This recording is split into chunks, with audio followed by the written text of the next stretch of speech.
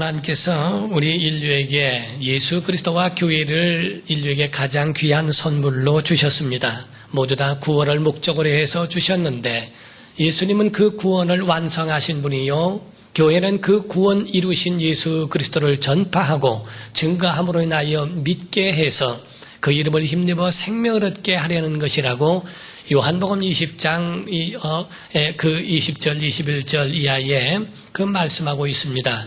이와 같이 바로 성경은 우리에게 말씀하기를 예수 그리스도를 증거하여 그들에게 구원을 주며 영생에 들어갈 수 있도록 그 교회의 문을 열게 하신 겁니다.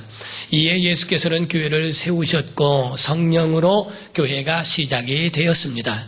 그러므로 예수 이 땅에 오셔서 또 탄생하시고 또 공생애를 사시고 죽임을 당하시고 또 부활하시고 하늘에 승천하시고 또한 다시 재림하실 것을 말씀하실진데 그 죽음의 문, 무덤의 문을 여실 때에 곧 우리에게는 생명의 문을 여셨고 하늘문을 여셨고 교회의 문을 열게 하심으로 구원의 문을 열게 해주신 줄로 믿습니다.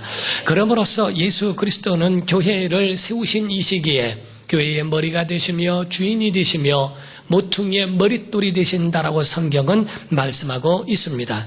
그러므로 우리는 어떤 것을 보더라도 예수 그리스도의 은혜를 초월할 수 없으며 무관심할 수 없는 것은 예수 그리스도의 피의 흔적이 있는 곳이 바로 교회입니다.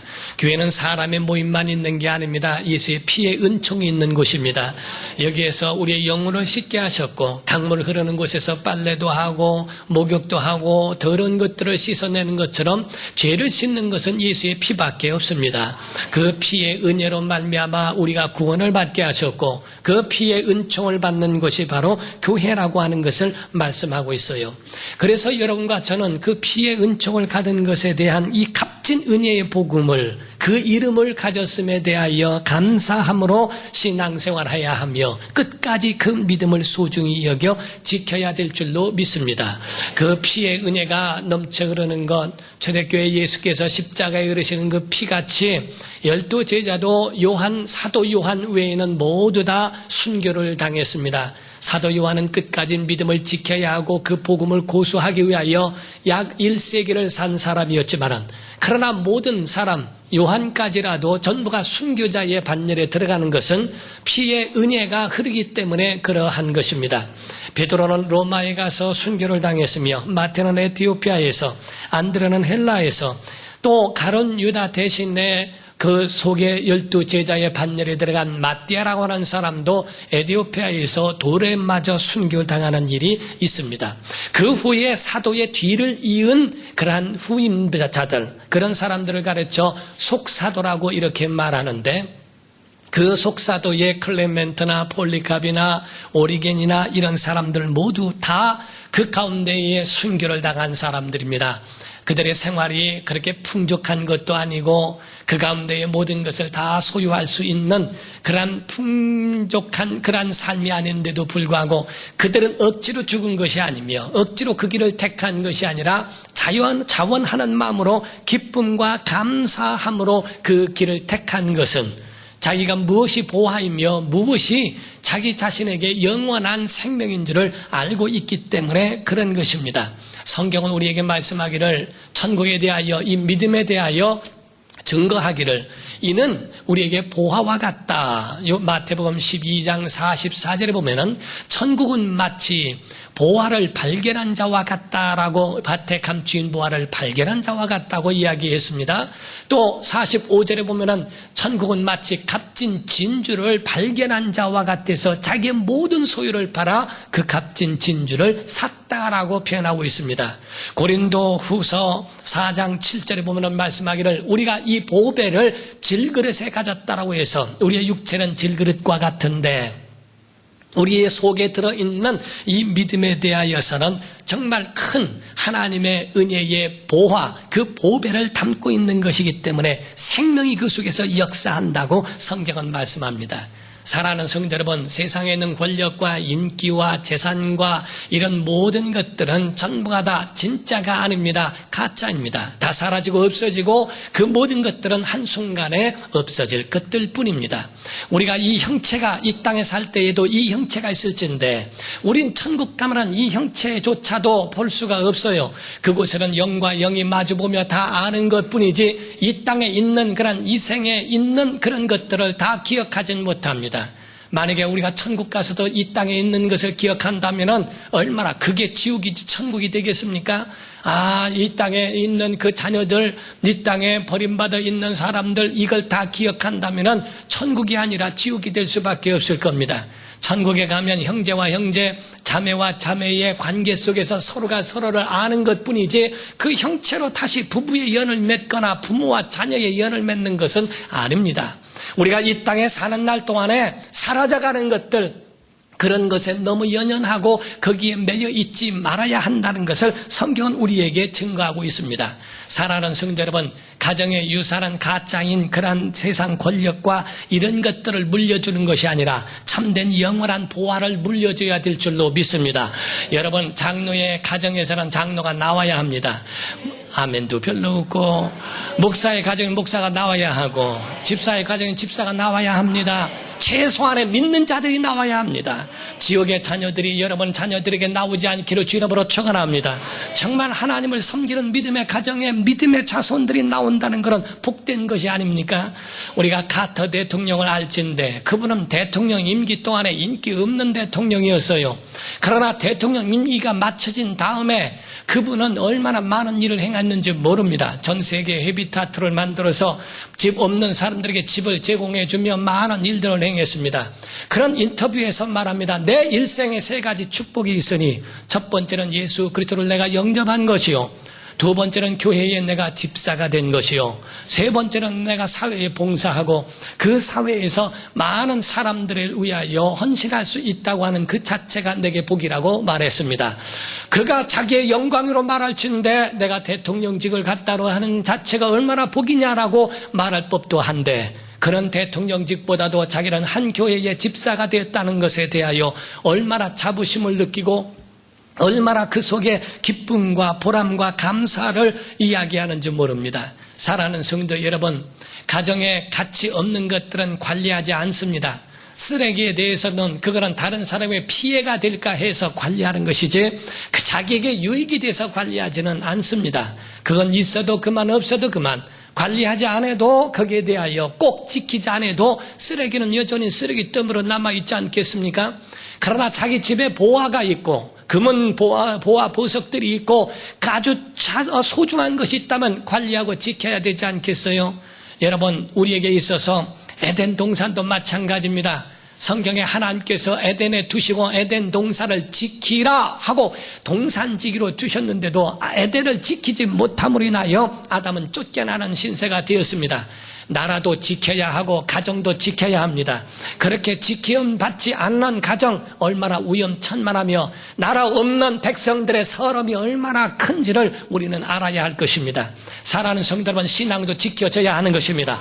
여러분 속에 주신 이 신앙은 영원한 소망이요, 하나님이 우리에게 주신 이 생명과도 같은 이 신앙은 이 땅에서 끝나는 것이 아니라 영원한 영생에 들어간 것에 대하여 분명히 우리에게 남아있는 내세라고 성경은 증거하고 있어요.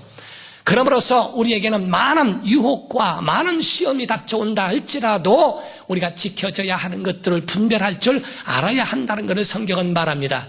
오늘 본문 말씀에 바울이라고 하는 사람이 있습니다. 22절에 말하기를, 보라, 이제 나는 성령에 매여 예루살렘으로 가는데 거기서 무슨 일을 당할는지 알지 못하노라. 그의 앞에서는 시험과 그의 앞에서는 유혹도 있다는 거예요. 우리의 삶 속에서는 유혹도 있고 시험도 있습니다. 위험한 것도 있습니다. 그래서 지금 바울은 말하기를, 예루살렘에 내가 가게 되면 거기서 내게 대하여 어떤 일을 당할는지 난 알지 못한다. 어떤 사람들은 예수 믿으면 형통하고 예수 믿으면 팔자가 늘어지고 찢어지는 줄 알아요. 그러나 예수 믿는다고 다 형통한 것만은 아닙니다. 바울같이 힘들고 그 주님의 뜻대로만 살아온 이 사람이라도 이 모든 삶이 태장으로 3번 맞고 40에서 하나 가만 말한 매를 몇 번이나 맞고 일주일 동안은 먹지도 못하고 많은 고생에 대하여 기록하고 있지 않습니까? 예수를 믿어도 고난도 오게 돼 있습니다. 그런데 이 고난보다 더한 그런 유혹도 있게 돼 있고, 또한 자기에게는 환난이 언제 닥쳐올지도 모르는 미래를 내다볼 수 없는 그런 상황에 있지만은 그에 대하여 얼마나 구체적으로 이야기하냐면 23절에 그럽니다. 오직 성령이 각성에서 내게 증언하여 결박과 환난이 나를 기다린다. 그래서 자기에게는 위험한 것이 있다고 성령께서 이미 그 속에 알려주신 바 되어 결박도 있고 환난도 나를 기다린다고 말하고 있지만은 내 의지를 말하겠다. 24절입니다. 내가 달려갈 길과 주 예수께 받은 사명 곧 하나님의 은혜의 복음을 증언하는 일을 마치려 하면은 나의 생명조차 조금도 귀한 것으로 여기지 아니하노라. 나는 절대로 그 믿음에 대하여 흔들림이 없을 것이라고 그렇게 말합니다. 디모데 후서 4장 7절에 뭐라고 이야기합니까? 나는 선한 싸움을 다 싸우고 나의 달려갈 길을 다 마치고 나의 모든 믿음을 지켰으니 라고 이렇게 이야기합니다. 자기의 주어진 이 믿음을 지킨 사람, 선한 싸움을 다 싸웠고 달려갈 길을 다 마친 것을 이야기합니다. 어떤 사람들은 성공에 대하여 이야기하기를 저 사람은 성공했구나, 어떤 사람은 실패했구나, 사람이 과연 모든 것이 끝나기 전에 이겼다, 졌다, 성공이다, 실패다라고 말할 수 있을까? 성경은 우리에게 끝을 보기 전에는 말할 수 없다는 것입니다. 중간에 가다 포기할 수도 있는 것이고 그 모든 완주하지 못하고 중간에 낙오되는 사람도 없지 않아 있기 때문에 그렇습니다. 사랑하는 성도 여러분, 우리에게 대하여 말씀한 것, 선한 싸움을 다 싸우고 달려갈 길을 맞춰야 합니다. 끝까지 완주하는 성도 되시기를 주의 이름으로 축원합니다.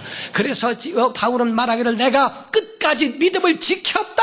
나는 흔들림이 없었고 요동함이 없는 믿음으로 완주했다 라고 그렇게 고백을 하고 있습니다. 교회의 능력은 예산이 아닙니다. 교회의 능력은 숫자가 아닙니다.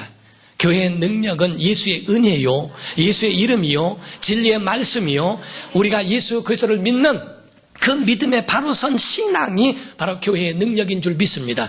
우린 그와 같은 믿음의 사람이 되어야 한다는 거예요. 주의 종들도 유혹이 올 수 있습니다. 그저 부흥하고 개척한 사람들 놓고 부흥하고 싶지 않은 목사가 세상에 어디 있겠어요. 큰 교회 다 되고 싶지 않습니까? 그러나 큰 교회 다 되고 싶고 또 부흥하고 싶은 마음이 없는 그런 목사 마음에는 아무도 정말 난 그런 거 필요 없다고 생각하는 사람은 거의 없습니다. 다 모두가 부흥을 원하고, 그러나 그런 것 때문에, 그런 유혹 때문에 세상적인 방법을 택하는 것은 옳지 않습니다. 크다고 해서 다 요긴한 것은 아닙니다. 항아리가 크지만은 장광에만 있습니다. 그러나 종지는 작지만은 주인의 상위에 올라갈 수 있습니다. 우린 달란트대로, 그릇대로, 그 모든 것에 한 달란트 받은 자는 한 달란트 받은 대로, 2달란트 받은 자는 2달란트 받은 대로, 5달란트 받은 사람은 5달란트 받은 대로 각각 자기의 몫이 있고 자기의 가지고 있는 자기의 역할이 있는 것이지 모두 다 그렇지는 않습니다. 코와 같은 사람이 있고 눈 같은 사람이 있습니다. 코와 같이 숨을 쉬고 해서 생명을 이어주는 사람이 있는가 하면 눈과 같이 세상을 밝히 보면서 그 모든 그 앞을 살필 수 있는 그런 것이 있습니다. 각각의 자기의 역할이 있지 않습니까? 이런 이야기가 있습니다. 하나님께서 닭과 또 개와 돼지에게 임무를 주셨는데 닭이 얼마나 정말 꼬끼오 소리를 잘하고 아침을 잘 깨워주든지 하나님이 그에게 보상하시기 위하여 배설을 주셨답니다. 그리고 개에게는 다리가 3개였는데 개에게는 다리 하나를 주셔서 그래서 4개가 되게 하셨다 하고, 근데 돼지는 1개 없어서 코를 때려서 납작하게 됐다, 이런 얘기도 있습니다. 우리가 각각 자기들의 짐승에도 역할이 있는데 사람에게도 마찬가지로 우리에게 역할이 다 있어서 큰 교회는 큰 교회대로 큰 일을 하는 것이고 작은 교회는 작은 교회대로 요긴하게 하나님이 쓰시는 그의 역할이 각각 있는 거예요. 우리가 급하게 그 마음에 부흥하기를 원해서 그래서 세상적 방법을 택하는 것은 하나님이 원치도 않고 하나님이 좋아하지도 않습니다. 교회의 주인은 하나님이신 줄 믿습니다. 사람은 주인의식을 가지고 사는 것이지 소유욕 가지고 사는 거 아닙니다. 27년 전에 목회를 시작했고 안방에서 시작한 교회가 오늘날 이렇게 교회에 오게 되었어요. 이렇게 27년 동안에 그저 작은 마음 가지고 지금까지도 이렇게 소박한 가운데 모든 성도들이 최선을 다하여 지금의 교회까지 오게 된 거 하나님의 은혜인 줄 믿습니다. 제가 개척했으니까 내 교회라고 말할 수 없고, 교인들이 내가 여태까지 있었으니까 내 교회라고, 내가 헌금했으니 내 것이라고 말할 수 없습니다. 소유는 오직 하나님의 것이요, 우리는 주인의식만 가져야 될 줄로 믿습니다. 하나님이 우리에게 주신 은혜를 따라서 그것만 우리가 감당하면 되는 거예요. 침례 요한은 말하기를 주는 흥하여야 하겠고 나는 쇠하여야 하리라. 자기에게도 따르는 사람들이 말을 친데 나에게 따라올 필요 없다, 저를 따라가라. 저가 하나님의 아들이요 나는 그의 신들매 감당하기도 들기도 감당하지 못한다. 모든 영광은 주님 앞에 돌리고 그는 흥하여야 되겠고 나는 쇠하여야 할 것이라고 하는 우리의 그 모든 자세는 이와 같은 종들의 마음을 가지고 해야 되는 것을 성경은 우리에게 말하는 거예요. 사랑하는 성도 여러분, 교회는 소중한 믿음의 보화를 가진 성도들이 모여있는 곳입니다. 그러므로 양을 돌보라고 이야기하고 있어요. 28절의 말씀 하기를 여러분은 자기를 위하여 또는 온 양떼를 위하여 삼가라. 삼가란 말은 조심하라 하는 이야기입니다. 넘어질까 조심하라 하는 얘기죠. 성령이 그들 가운데 여러분을 감독자로 삼고 하나님이 자기 피로 사신 교회를 보살피게 하셨느니라. 온 양떼를 위하여 이리가 찾아와서 그들의 믿음을 빼앗고 그들을 넘어뜨리게 할 수 있다는 겁니다. 초대교회 때부터 지금까지 이단들은 있었어요. 이단이란 말은 달을리 끝단자를 쓰고 있죠. 우리가 어떤 짐승을 볼진데 고양이와 토끼를 본다면 바로 분별할 수 있죠. 그러나 염소와 양을 뒀을 때에 자세히 보고 가까이서 이렇게 보지 않으면 그것도 보기가 어려울 수 있어요. 알곡과 쭉정이가 생긴 것이 비슷해서 가까이 가서 봐야 하지만은 그 안에 들어가 거기서 분별해내는 것처럼, 이단이라고 하는 것은 시작은 같고 중간까지도 같지만은 끝이 달라집니다. 그의 가는 길이 다르다 이게. 그래서 이단자들 때문에 초대교회 때부터 기록한, 그들을 경계하기 위하여 기록한 그 성경이 갈라디아서가 있고 히브리서가 있고 요한 1, 2, 3서가 다 그와 같은 것을 이야기합니다. 옛날부터 지금까지 믿음을 넘어뜨리고 그 교회를 공격하며 넘어뜨리는 그러한 이단자는 지금까지 오고 있다는 것에 대하여 이야기합니다. 우리가 왜 예배 가운데에 신앙 고백을 합니까? 같은 신앙을 고백할 줄 아는가? 전능하사 천지를 만드신 창조주를 인정하는가? 그 외아들 우리 주 예수 그리스도를 인정하며 그는 성령으로 잉태되었고 처녀 몸에 나셨다고 하는 그 사실을 인정하는가? 본디오 빌라도에게 고난을 받으셔서 죽임을 당하셨지만 십자가에 죽으셨다 다시 부활하심을 믿는가? 그리고 하늘에 오르사 하나님 우편에 계신 것을 믿으며 다시 오실 것을 믿는가 하는 겁니다.